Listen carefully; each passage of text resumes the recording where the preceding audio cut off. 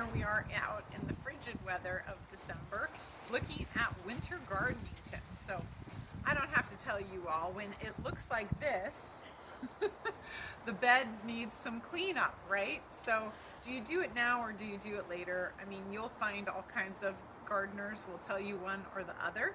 I personally leave it until spring to just kind of keep things tamped down and maybe feed the soil a little bit of organic material, but you do you.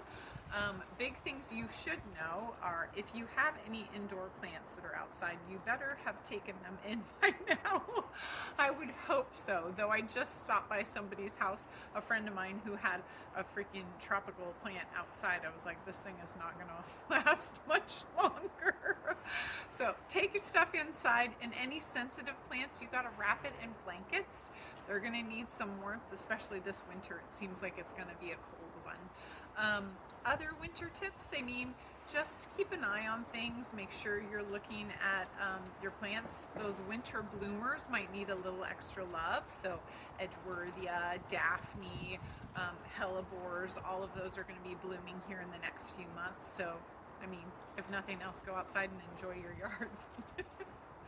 I'm always here to help with winter tips. My favorite is plants. So, let me know if there's anything I can help with. As always, we'll see you next week on Dear Claire. Take care.